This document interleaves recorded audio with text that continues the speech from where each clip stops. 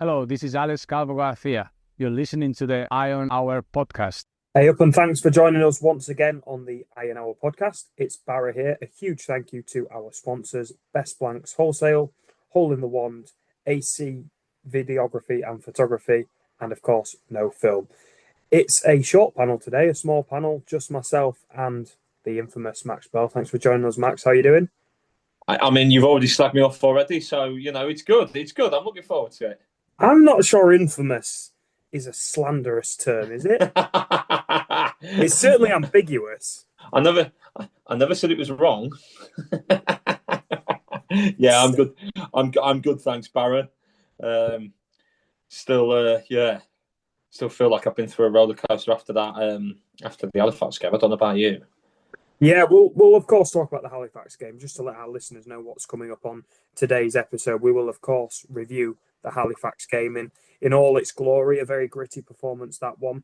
We'll talk in a little bit more detail about the fans forum from last week. We did promise a more analytical look at the fans forum on this episode, so we'll certainly do that. And we'll have to talk about the Andy Butler interviews. You know, his rallying cry at the fans forum, going in then to the Humberside interview on Saturday, and then his interview with Humberside on Thursday, the day of recording. We'll have our usual spy in the camp, and we'll finish it off by previewing the Brackley game on Saturday. So, Max, let's talk about Halifax. Give me some thoughts. What did you think? Yeah, I actually thought we were already struggling when Brandon Horton got the red card. I mean, I know Butts has obviously come out today. We record on a Thursday, saying that they're not going to appeal it. The somewhat grainy footage that's come out looks like he's maybe, I don't know, what would you call it, a push in the face, maybe? Yeah, he's pushed his hand towards the face / neck of the other player. Yeah, I don't think it's a punch. I don't even think it's a strike. I think it's go away. But sure. Yeah. But nowadays, hands in face plus scream often equals red cards. I mean, the ref was very, very close to it, so that was what it was. But to be honest, I already thought Halifax were on top by that point anyway. They were a little bit slicker in possession than we were. You could really notice the difference. The missing pieces from our side. You know, I've said it before. I said it consistently last season because it was true. You really notice when Whitehall's not in the side, and I thought that was really the case on Saturday. Obviously, we'd after Sutton, before Halifax, we talked about potential changes. So I guess you were right with some of them, but not all of them. Well, I don't want to say an insider information, but I did have a feeling. Even a stop clock is right twice a day. Don't give me all this hashtag in the know rubbish. Not at all. That's never been my style. But just coming back to what you were saying about the referee being quite close, it's hard to take and trust the judgment of a man who wears long sleeve shirts on 30-degree weather, isn't it? Yes, I did think he was very tall for a referee. Yeah. Usually everyone jokes as well. He looked like a rugby. Yeah. Usually everyone jokes about this little man syndrome. Like, he could have very easily been at the back post. Usually, try and get him win a couple of headers. Some tash as well, wasn't it? It was a bit of a throwback, really. So it's a bit like those films that you watch. Looks like one of the men off them, I think.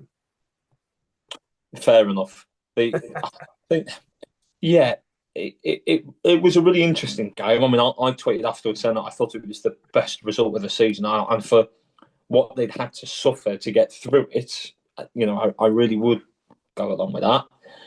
Any Scunny fan would have taken 10 points from the first 4 games if we'd been offered it. I would, the 2 over the bank holiday weekend, so Sutton and Halifax, I'd have happily taken 3 points, to be honest. And if somebody had offered me 2, I might have lived with it. I might have been okay. I'd have been philosophical. So the fact that we've come out with 4 and 2, in their own way, gritty, sticky performances where we've ridden the tough moments we've had, I thought was really positive, and I'm sure we'll come on to it. But I thought our defensive shape, particularly the box, particularly how compact we were, was as good as I've seen for a long time, and we've not really had to put in a defensive performance like that for probably 3 seasons, really, have we? If we're being honest. Now, Butler so far this season has tried to avoid going back to type and reverting to 5 at the back, but on Monday it seemed like he had his hands tied, and he did revert to 5 at the back. Now, one player that really impressed me in that back 5 was Carlton. Let's not forget the man who we signed as a centre forward, playing left wing back for the majority of the game on Monday. I thought had an exceptional game in a very unfamiliar role. Yeah, I would agree with that. I mean, I've probably not seen a striker defence so much since I almost think of somebody like Drogba in the Champions League final, when Chelsea beat Bayern Munich. Just how deep they were. I know it's a wild comparison, but in terms of just how deep a really attacking forward player was, and that's a tough gig, playing.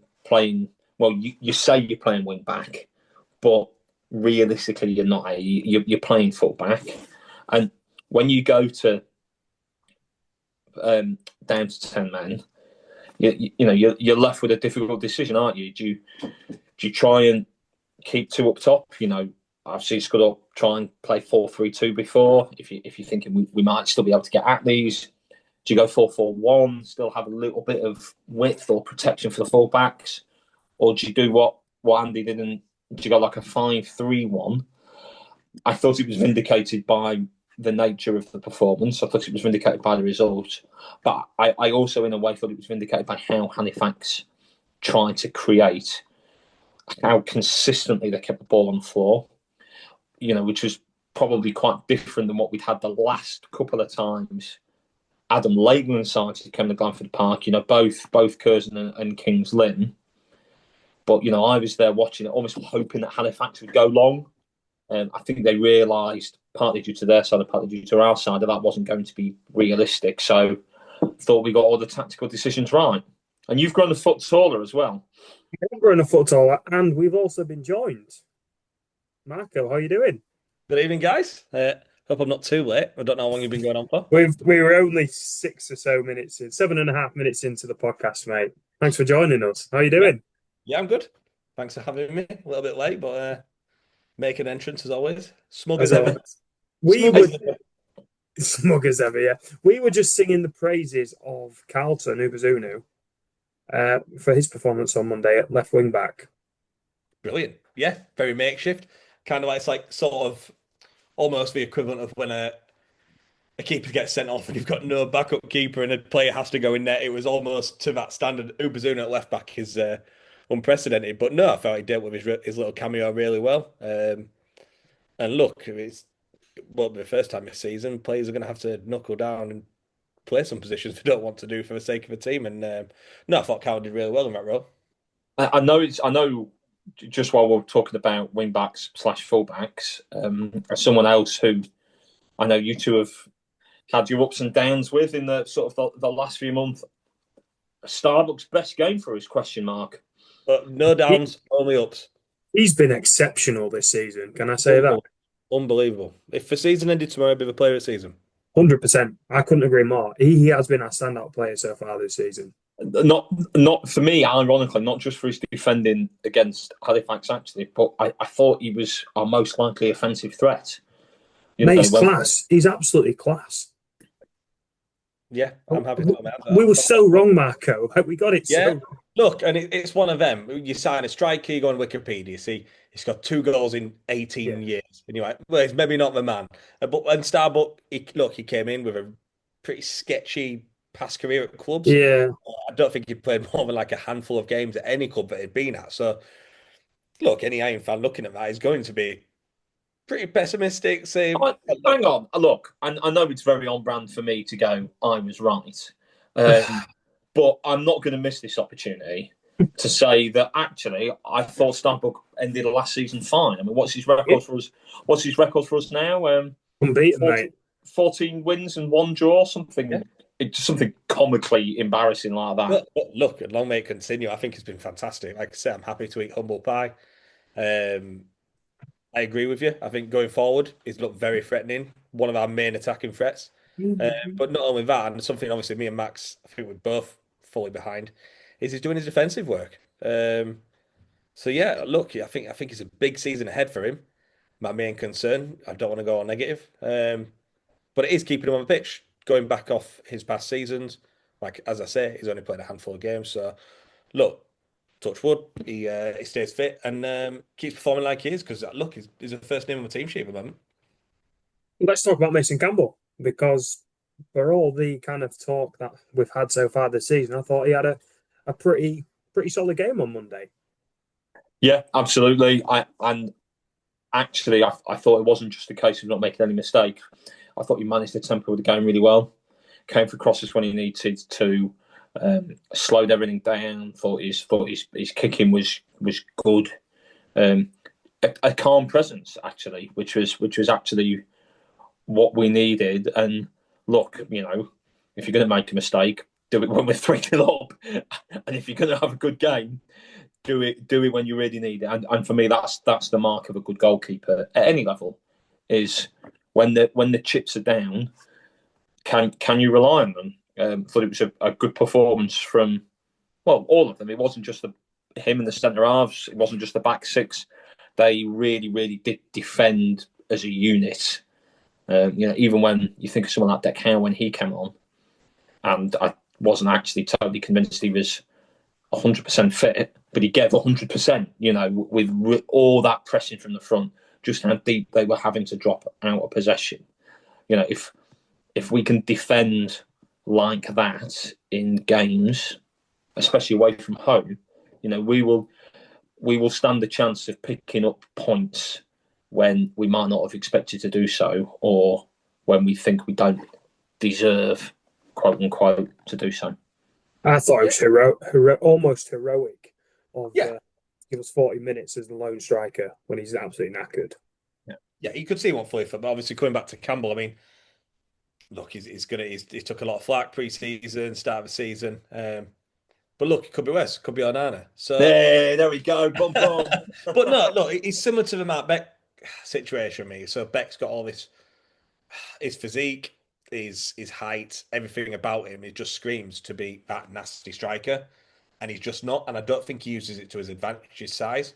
Whereas I think that's one of Mason's main problems, where corners, crosses, you wanting him to come out. He's that big keeper. You want him to dominate his area, to come out to those clear. And I think on Monday, he did that well. Well, not necessarily perfect. And look, it's National League, but you could see he'd obviously been drilled into him that he'd made a lot more of an effort to come out and claim those balls. You could see when he did, the team rallying around him, especially the defenders, all sort of coming together, high-fiving and stuff. And that were really good to see. Obviously, they're backing him as well. So, look, whether you agree Mason's your man, or if he's not, it's clear the team, and both the team and Butler are backing him. So we've just got to do the same thing. And I think on Monday, look, he painted himself in a good light. And long may it continue. Obviously, Saturday's game's long gone. I know he made his mistake, but like Max said, we're 3-0 up. That's the time to do it. So, yeah, on to the next one. And that's the attitude he's got to have. Indeed. Let's have a little look at the fans forum then of last week. We did talk about it briefly on last week's episode, but we promised more of an in-depth discussion. Marco, you weren't on the podcast last week, but of course you were at the fans forum. How do you think it went? He was the microphone king. That's what he was. He was the microphone king. Can we blame him for the audio issues then? Hey, it happens to the best. I know Ollie Turner and all the Humberside guys listen to this, so I don't want to hear any banter or anything, but no. Well, yeah, they fantastic interview they put out with Michelle Attis, which was I messaged Barra saying, "Are you listening to this? Because it's fantastic."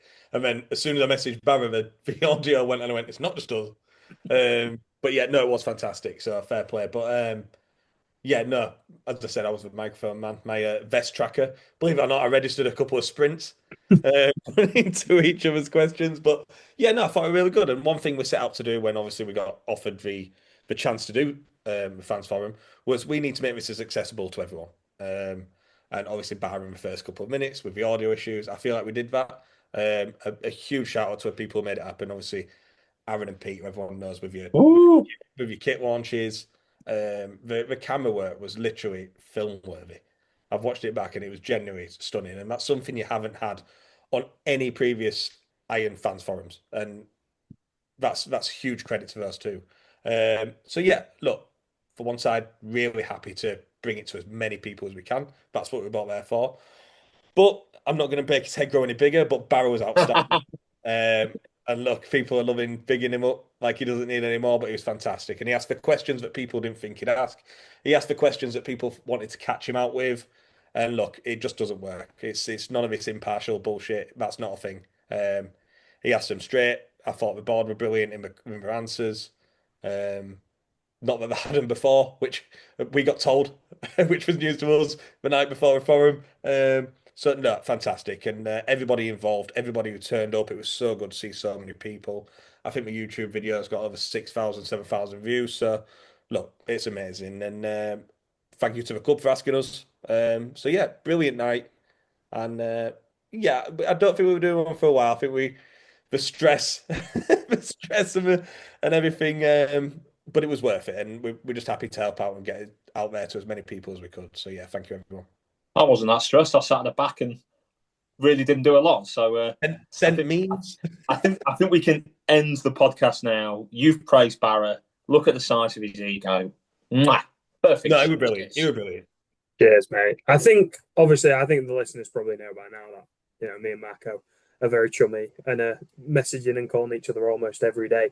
And Marco will tell you, Kat and Melissa are aware of this. I was not in a good place, was I, in the week leading up to it? I was not good. No, but I'm also probably not the man to be ringing to cheers.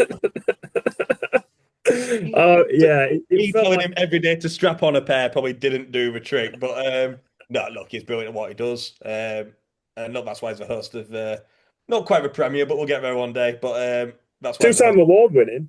Yeah, that's why he's the host of his podcast. And I think even the people who don't like us, all three of them, even them were admitting how good Barra was on Thursday night. So yeah, huge credit to not only the podcast but the club. And look, they all told him we were just the runners, and we were, what was it, the preppers? What is it, the fluffers? We were the fluffers. So yeah, huge well done to everyone. And the questions that people wanted answered were answered. And look, it's important, like we said. Look where we've been with past owners. It's transparency, and that's something we need, whether you agree with it. I know the 100,000 club, FC 100,000 got mentioned, and it wasn't sort of a straight answer. It still sort of left it in the lurch, but look, it gave people a chance to ask. And yeah, we found out a lot more, and that's only positive for everyone. There you go. There's something Marco could put on his CV. He's a self-described fluffer. And when he's talking about the camera work being film worthy, that's the sort of films he's familiar with, ladies and gentlemen. I've just got a picture of Barra on a settee with a load of people behind it. The casting couch. Come on, Rog, off we go. Anyway, I think moving swiftly on. I think the point is we wanted to try and do something if we could a little bit different. So the angle we went at was, we understand that in terms of people being able to attend the fans forum, being on a Thursday night, and a lot of Scunny fans don't necessarily live in Scunthorpe. I do believe it's the first time, certainly in my memory, where there's been the opportunity for people to send questions in advance. And I know I talked about this on last week's podcast, but that was something we were quite keen to do. And then at one point, it kind of got misconstrued with, so they're just taking questions in advance and then the floor will get denied the opportunity to ask questions. It's like, no, it's not like that at all. We're trying to give everyone their question. That was kind of like the whole point. So it was good to see every question answered with a straight bat. And as Marco said, you might not have got the answer you wanted. Yeah, you might not have got that, but it did feel like it was an honest answer, if nothing else. And look, I'm a big believer that actually football and politics have got more in common than you might think. If you've got questions that you're a little bit wary of and you think, might be vulnerable on this, always front up. Things will always be worse for you if you are rightly or wrongly perceived to be hiding. I love the honesty. I love the passion. When sort of Butler, almost like, really authentic, almost like spontaneously jumped in to talk about how much he wanted positivity around the place and how much, the club needed unity, because any club is always better with unity, and we're not a big enough club that we can survive that kind of sort of disunity and negativity. I mean, obviously you were sat up there with him, Barra, on the top table. What was that like when it was sort of a big rallying cry from Andy? It was a surreal moment because I hadn't actually asked him a question. I think I'm almost certain it was George or Ian at the far end of the table. And then as the microphone was going down, But said, no, let me have my say here. And it felt like a really authentic, organic moment. But you do wonder if that was a message he wanted to get home, if before Andy thought, right, I want to get this out there. Or maybe it was just completely off the cuff. I'd like to think it probably was off the cuff. It was interesting because his specific words were around unity, coming together as fans. And I thought, now that's a little bit ambiguous. I think I know what you're talking about there, but I'm not entirely sure. But then the interesting thing for me was that it was backed up with today, on Thursday, the interview on Humberside, where he was asked about his comments on the interview on Saturday, which we'll come on to a little bit later on. And a quote here is, that statement and the statement of unity at the fans forum were two different statements. With one, it was fans attacking each other in terms of who was producing the fans forum. So, it was explicitly talking about us having hosted the forum and kind of the environment that was around that on social media. So, yeah, I think it's surreal as a podcast to be kind of caught up and in the middle of all of that.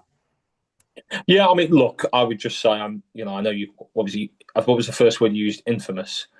I'm a big believer in no matter what you do, in no matter what way of life. Like, you could be standing on Scunny High Street doling out £20 notes, and somebody would start honking that they weren't £50 notes. Do what you know is right. Do what you said is good. And people will enjoy that, and people will notice that. And again, I think that's an attitude that Butler clearly took in particular to last season. The proof is in the pudding, and promotion was a pretty tasty pudding. So anybody who hasn't yet watched or listened to his interview with Humberside, it's put out on Thursday. It's on all of Humberside socials. It'll be on BBC Sounds as well. It's good. It's really, really good, and it's definitely worth a listen to. Well, shall we have a little chat about those interviews then? We can go to the one on Saturday first. I'm just frantically here trying to get the quote that I put on social media over the weekend, on Monday, sorry, not on Saturday. It was straight after. Barry, you take your time. Marco, let's talk about the weather. I'm nearly there. Yeah, it's been pretty poor today as well. Hoping it brightens up for the weekend due to a lot of peach events. But if you move your head just a little bit to your right, we can almost pretend other way that your wallpaper is sort of like a big afro. I'll take that. Yeah, yeah. I think it'd suit you. Does that grow on trees? Yeah. Yeah. Who had the Britain hair? Divine Green. With a big yes. Big or what was it? I mean, ironically they later apologised for it. What was it? Jason Lee. Marco doesn't like a pineapple on a pizza, but he'll quite happily have one on his head. Yeah. Right. So the quote is, and this was from the interview on Monday on Humberside. Andy Butler said, "I don't want negativity. It's not what we want as a football club. If you want to be negative, stay at home and type on your keyboard and stay away, because I don't want you here." Quite strong words. I guess it wasn't maybe delivered in the same tone as I've just delivered it now, Marco, but a message there, quite a strong message actually, and specifically around the criticism that Mason Campbell was getting. Yeah, no, but obviously it's pretty damning. I think tell people to stay away, but I think, look, this last couple of weeks, and obviously since promotion, although it's very fickle of me, Butler's grown on me. He really does back his team to the hills, and that shows. And look, and I think you got a sense of that of a fans forum, occasionally sort of taking the microphone off Michelle and saying, "Look, this is so and so, or this is how I see it." And look, like I say, I think he really does back these players, and he wants that positive attitude within the squad. And I think throughout the first 4 games, that's really shown in how they're playing. But some even small stuff, like obviously your questions of the week, which obviously Jake and Moody do a great job with. You can see that we're just all on board with each other. There's a positive atmosphere around the camp. it's hard not to if Roger's walking around giving his inspirational quotes, I'm sure. But no, look, and I think that's Butler to a T. Look, and he just wants that positivity around camp. I think it's been a misconception that look, people can't have an opinion. Because look, I mean, every week on here, I mean, would I be banned if Butler was manager and Ross Millen were right back? I think I probably would. I don't think I'd have been in that stadium. Well, look. I mean, the three of us have different opinions, Of course, expressed on Twitter in the last 24 hours. Exactly, but I do agree. I do agree with Butler in a sense where, look, he's done a fantastic job. That's through positivity. It's something he's really strong on, and as I say, you can see that in his team. So look, I think we've just got to stick with him. Not that his job's ever in doubt, but with his opinions on. I don't think telling fans to stay away is the right thing. I think he's maybe got a little bit caught in the moment there. It's a case of it's hard, isn't it? It's really tough because you don't want people at the ground spewing negative thoughts when you're trying to get behind the players. But again, it is that other sort of playing devil's advocate. Look, everyone's entitled to their opinion, whether it's bullshit, and there's a lot of them. Or whether it's positive. And look, like you said, 99% of the fans in that stadium are positive and wanting to get behind the team. And I think over a weekend and on Monday, you saw that, and Granford Park were rocking and getting behind the team with 10 men. And I think that's all down to Butler. And so, yeah, long may it continue. And look, I quite like his nasty side. I really do. I quite enjoy it. And yeah, I'm all for it. Matt, I was going to say, it was a distraction tactic, wasn't it? A la Alex Ferguson. Take the attention off the goalkeeper and put it all on him. I mean, partly, and I also think it's partly, what do people expect? Like, if you're coming out and, look, even in the last 24 hours, Ruben Amorim hasn't come out and gone, well, basically my players are shit. And I'm sure there was a part... Ruben Amorim hasn't watched the game yet. It's still like rocking in the dugout, mate. He's doing dugout having a nervous breakdown. Don't even get me started with that. Do you know what I'm going to get you, Marco, for Christmas? One of them little tactics board. He's doing the magnets at 2-0. What was he doing? Honestly, the more I watch modern football, the more I can't stand it. I watched the Cagliari, which is my Italian team where I'm from, last week, and the referee walked onto the pitch and explained his decision. Like gladiators, are you? There is not a penalty awarded due to this. I'm like, what? Are you not entertained? And I do get it because it's better for the people in the ground, but I don't like the way football's going. And look, when your manager's playing fucking Sabuta on the sideline when you're trying to play in a cup game, look, it's dead. Football's gone, and I can't imagine Amorim being too far behind it either.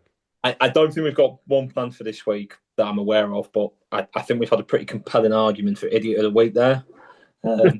Just before we move on, I was just going to make one final point about the sort of the fans forum and the interviews in regards to Butler, in that I actually also thought it was really nicely juxtaposed with him having a laugh. When Michelle mentioned, there's a little bit extra there in the budget, and he's turning around and he's rubbing his hands with glee, and he's going, right, I'm going to get on the blower to a few agents. Oh, well, I can sign a couple of players. Or like when he was laughing about how after the playoff final, literally the next morning, like 7:30, 8 o'clock the next morning, he was getting texts from agents. I actually thought that went down really well. And that fans like that sort of stuff, and that helped him come across really well. So, It also, sorry to interrupt, I think as it stood at that point, we didn't have all his injuries. It's actually quite good to know that we do have a little bit in the bank, because I don't think we're far off bare bones as it is. So it's good to know that we maybe could bring one or two in if needed. But yeah, I think Max has hit the nail on the head there. It's sort of good to see him sort of normalised as a person. And look, deep down, he's a fan. He is a fan. He's been there. He's done that. And look, we all want Butler to sign 7-8 players a week. It's just, that's football, and that's football fans. But no, it was good to see. And it was relaxed. It was like sort of just, it was more of a Q&A than a forum. It was just like not being down at a pub. That's very informal. But I think you saw Butler's true side, and a different side to what you see on a Saturday or a bank holiday Monday. Right, let's have our spy in the camp then. Well, making his third or fourth appearance on the Iron Hour podcast. No, you have. You've definitely been on multiple times because I've lost count now. Like basically a regular. Yeah, well, how many fingers have you got? You probably still count on one hand. Is it 4 or? Yeah, it's of course Will Grasshoff from Brackley Town, and Will is the head of commercial. As I say, Will, you've been on multiple times. Is that a new title, head of commercial? You potentially since last time, yeah. So yeah, trying to do as much as I can. It's a voluntary role, so we're primarily a voluntary run club. But it just gives me an excuse to spend more time down there and less time with family. So anything I can do to facilitate that, I'll take. So I'll clean the toilets, I'll clean the gutter in as long as I can get down there. I'll do it. Some people would be asking serious questions about your relationship at this point, but I, of course, wouldn't do that, Will. But what I would like to ask you is, presumably you're a big fan of the podcast. Looking at your hat, looks like you've taken some inspiration from Marco. Love it, mate. Absolutely love it. Yeah, huge fan, obviously. Clearly, obviously, the Premier podcast. No, I don't know what you're talking about. Right, the only impartial one, I believe. Yeah, well, we level best, mate.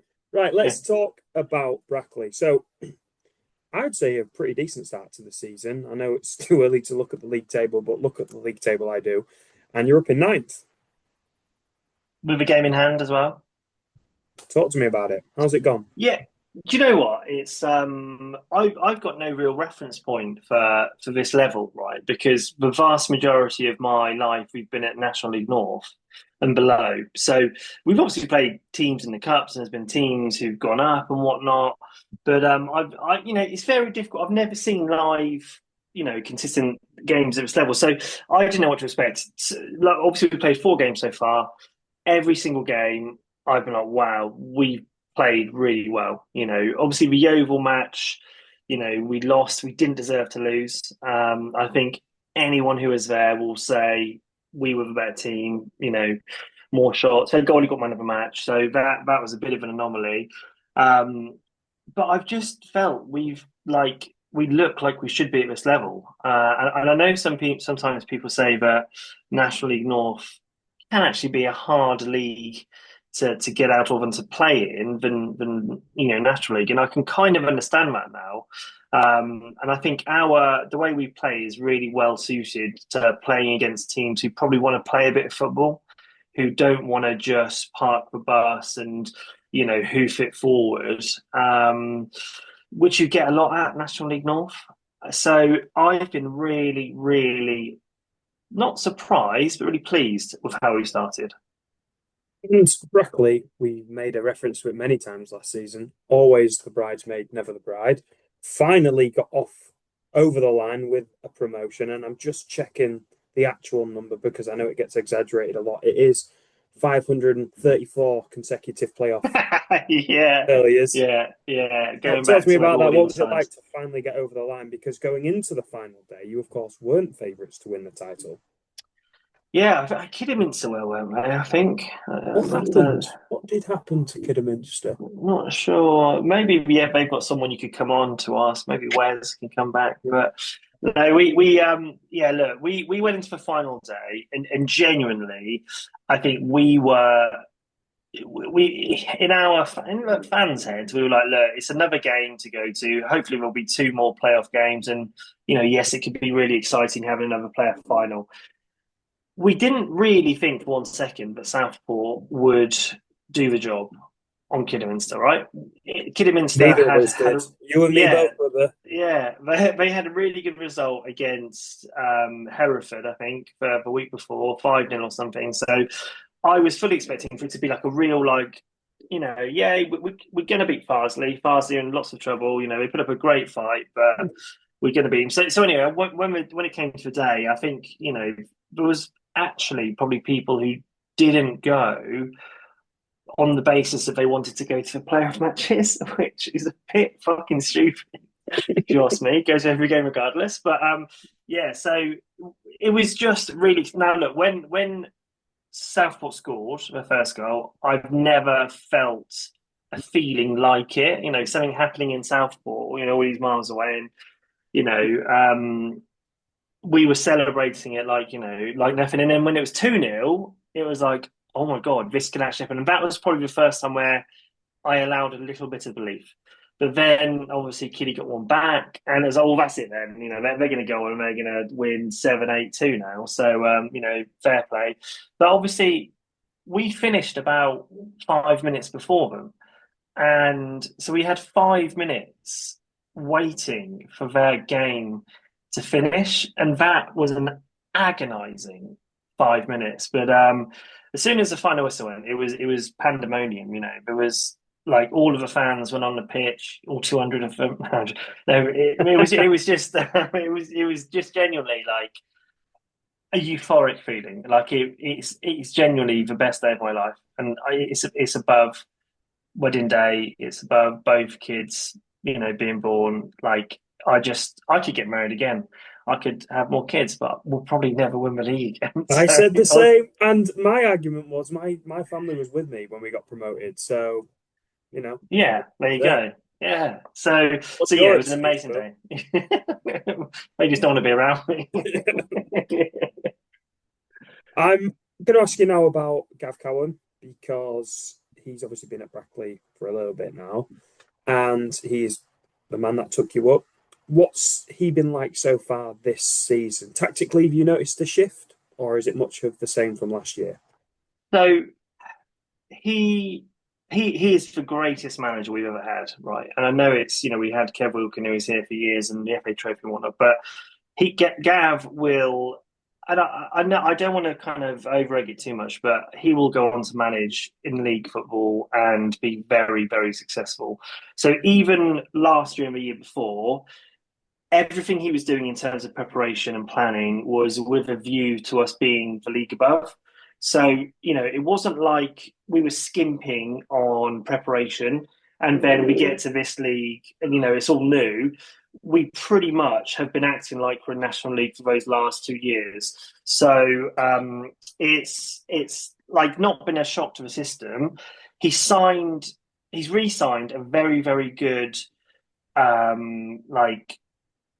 players of last year, so very good call. So those players know how he likes to play, how he likes to set up, and they understand it. So the new players that have come in are learning not just from Gav and the coaching team, but from these players as well.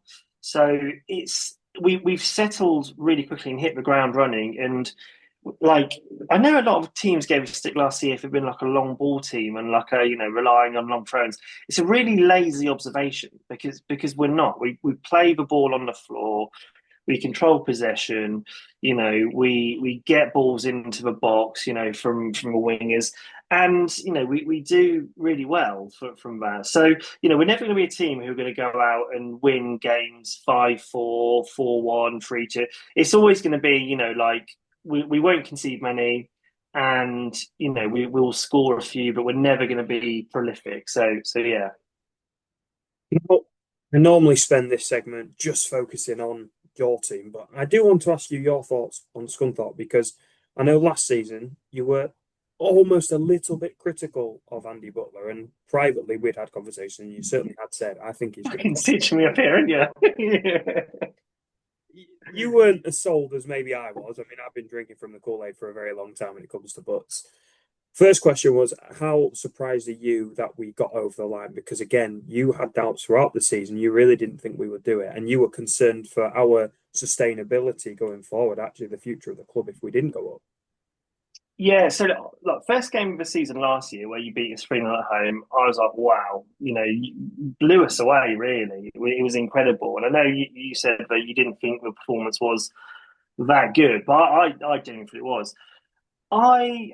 Throughout the season, you just looked, and again, this is from an outsider's perspective, a little bit blunt and toothless about Danny Whitehall.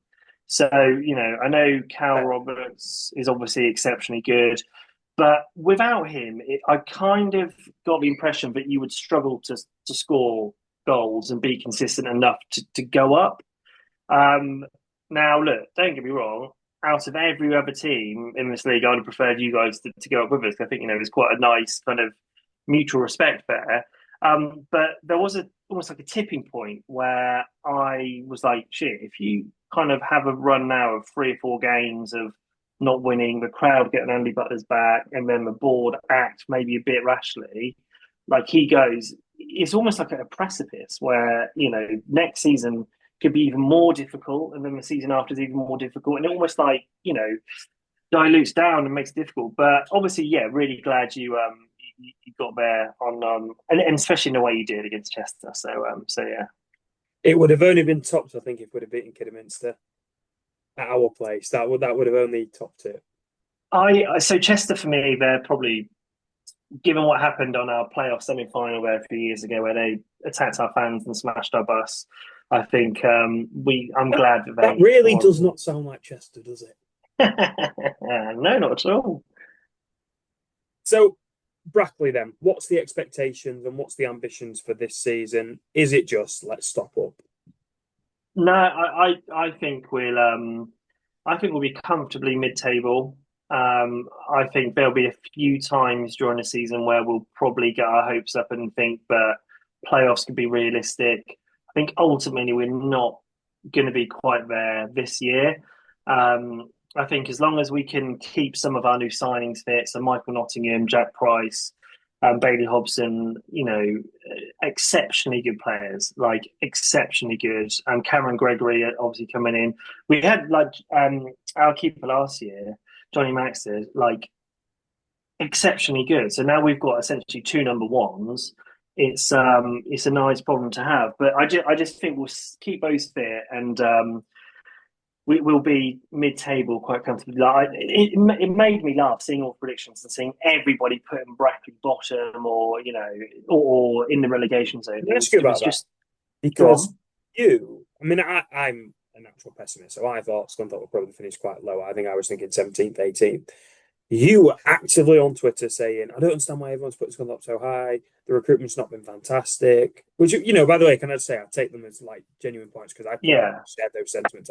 I'm not a negative Nelly, so I'm maybe not as vocal, but I was thinking, I'm not so sure we'll be challenging here.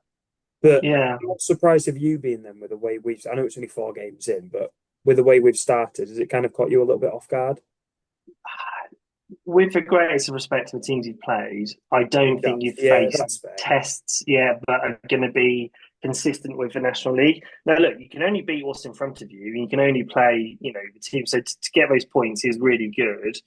And, hopefully you do continue to do well and stay up there for sure. But this will probably sound like a real dick thing to say, but I think on Saturday against Brackley, you'll probably be like, okay, cool. This is a higher level than teams we've played before.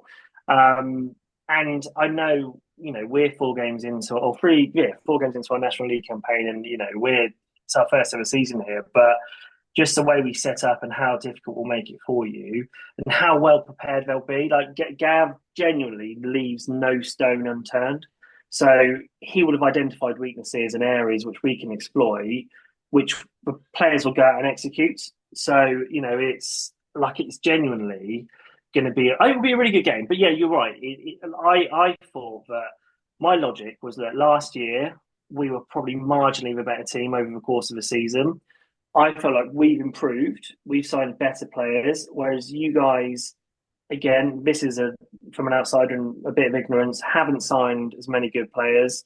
You've lost Fitzsimmons. You've lost some other key players in key positions, and the people you've got come in, Ollie, Ewing, whatever he's called in midfield, obviously very good. By the way, mate. Yeah, absolutely. But the rest of them, a little bit underwhelming. But I probably think that Andy Butler knows better than what I know, so you'll probably be a lot better than I initially thought. But I think it just annoyed me. It was more like, look, Brackley have signed some really good players, and we were good last year. You're doing it on the basis of us being a small town in South Halifax, and it's Scunthorpe. Like it was all of that, and that annoyed me. And I think I like to call out the bullshit and the people who try to be like, oh yeah, I'm a non-league influencer or whatever, but they haven't got a fucking clue because they clearly haven't done any research. Iron Army, is he? Where is he?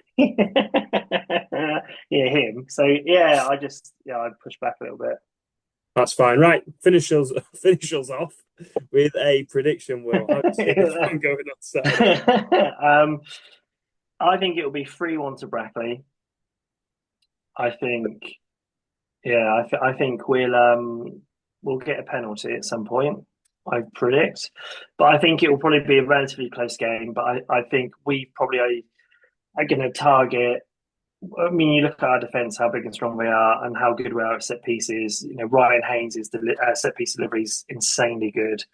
I think we'll probably target your young keeper and, put him under a bit of pressure. I think, it's an area which your fans seem to be quite critical of on the main part of, his suitability at this level.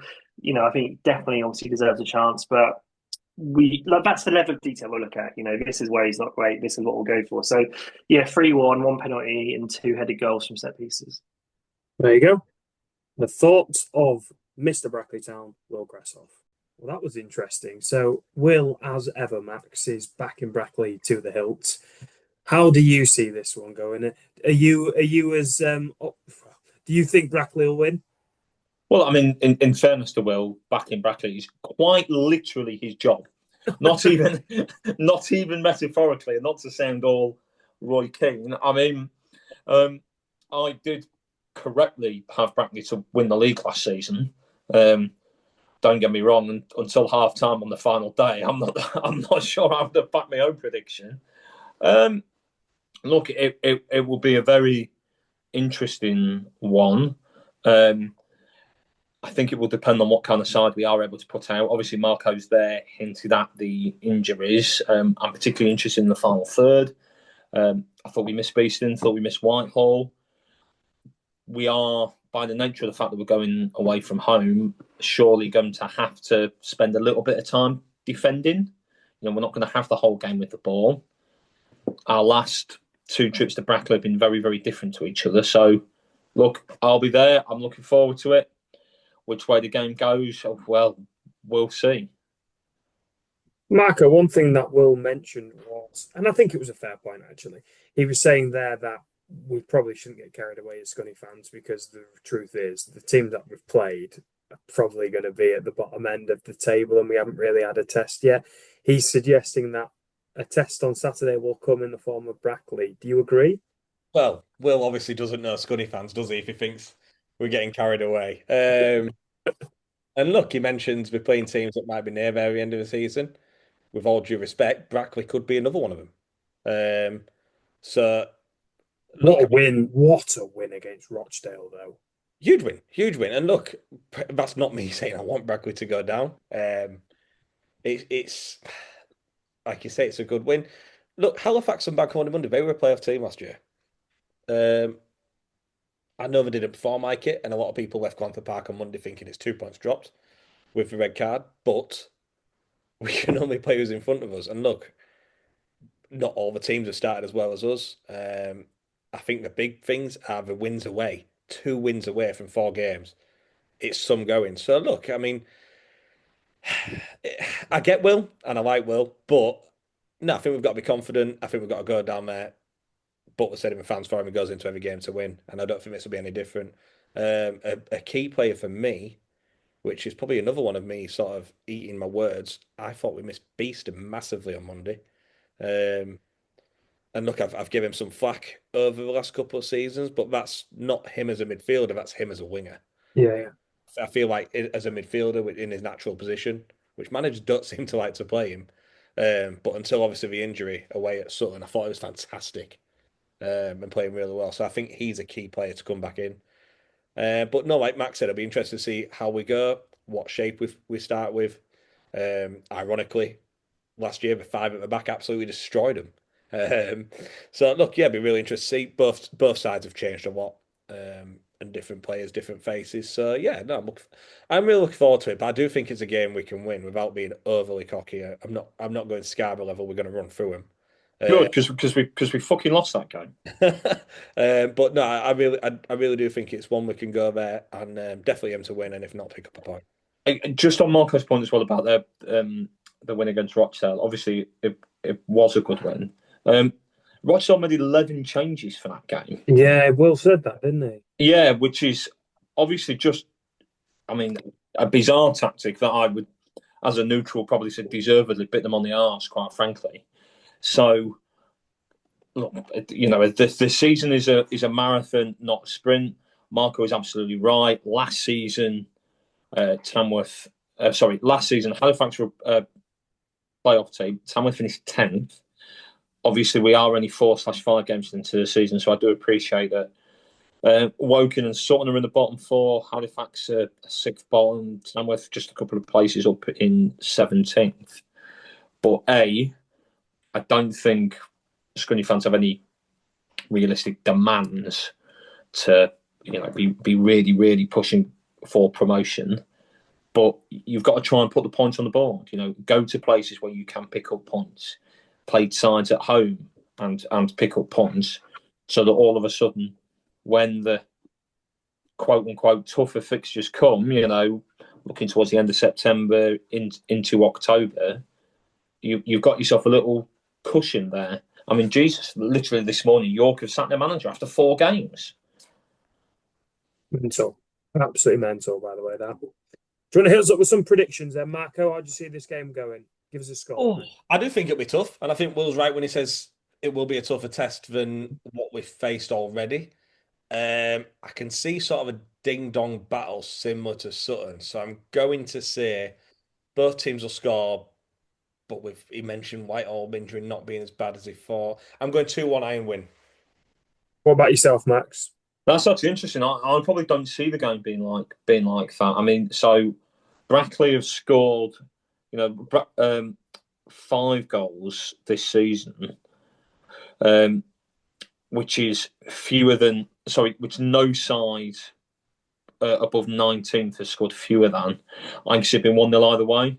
I will break the habit of a lifetime, and at the risk of getting actual dogs abuse in here, 1-0 Scunny.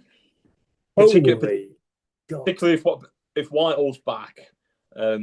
But yeah, 1-0 Scunny. I'll be brave. Max is right. Whitehall's key. I just don't think we're not the same side. With all due respect to Beck, we just don't look the same side without Whitehall, and we don't seem to be able to replicate anything close while he's not playing.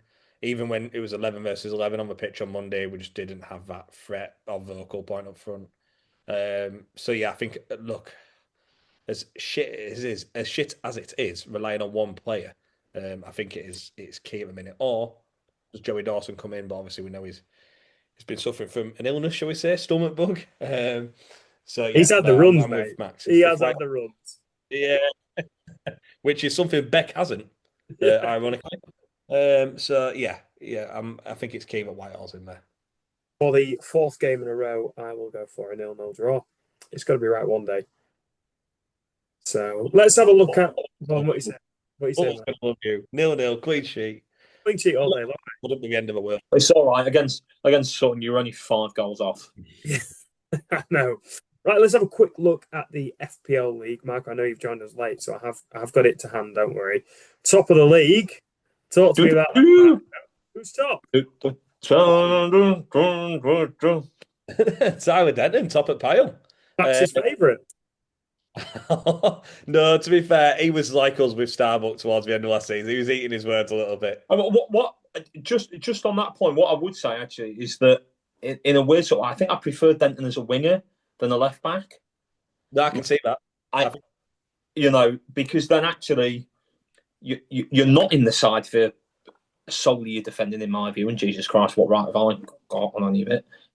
And I remember Russ Wilcox did the same for sort of 2-3 months in the 13-14 season. I thought we played some of our best football that year with Nolan at left back and Marcus Williams in front of him on the left wing. Eddie Nolan. So Denton as a winger, I think it's looked quite good, and I like that as an option if needed, if we system dependent. Well, the FPL chat has been hijacked here. Yeah, I know, but I felt obligated. I'm sorry. Hijacked by the top of the pile. So yeah, huge welcome, huge well done to Tyler Denton. Danny Whitehall's not far behind. I know. So yeah, it's good to see the guys doing well. And it's good to know if Butler does feel like stepping down one day, Tyler Denton walks straight in. He's straight into a job. Big shout out for in 13th place, Ollie Nundy with Bowen 737 on 138 points. That's one of my lads' mates. So it's great to see him at the top end of the table. Let's have a look. He had a storming week last week. I know he did. He was telling me about it earlier. Yeah, Jamie Morgan up in 32nd as well with Santa Cruz FC. Nice. What I want to know, Marco, is Barra still second bottom? No. I've dropped positions. We must have had a lot of people join because I'm down to like 310th, but there's now 10th from bottom. 314. Yeah. That is unbelievable. So I'm going to bet I've dropped down the table, but I'm not as far down, if that makes any kind of sense. So, Particularly as with the best one in the world to Mike Jackson, who's clearly trying to win the prize for Wooden Spoon. Yeah, he's had a shocker, hasn't he? He's done it on purpose. It's not a shocker. He's done it on purpose. He's telling me not. He's telling me he's going for it, mate. I'm Mike. I'm prepared to say I don't believe you. A big shout out as well to Dave Green. He's going quite well, and Ross Gibson up in 60th, Max, flying away. I'd just like to say, Gibbo, boo, boo. Jake Pullen up in 73rd. Right, I could go on, but that'll do for me. Esher FC's Premier FPL. Yeah, I know who that is. That will be Mikey. Mikey Wright. Michael Wright, yeah, quite like that. Gangsters Allardyce. How are you doing? Obviously, Declan House. We did promise a prize for the best team name, which we will come up with, which at some point within the next couple of weeks, I promise. Yeah, free chase for Ramirez is up there. Thank you. We can't give Barra the prize. It is a good one, though, isn't it? It is a good one. Yeah, but then you know that what happens is then the bloke who shouts that then gets punched in the face. Yeah. Plus, I have a feeling from recent memory with Scunthorpe fans, we're not allowed to win prizes in our own competitions. Yes, definitely frowned upon. Like, I seem to think that that's not allowed anymore. Yeah. I read that once. You were getting nailed. Right, should we call it any other business before we close? No. See folks at Brackley. Also, see you at Brackley. Hopefully we're doing a podcast. Hotels but free sleep. So that's going to be interesting. Anyone else going there?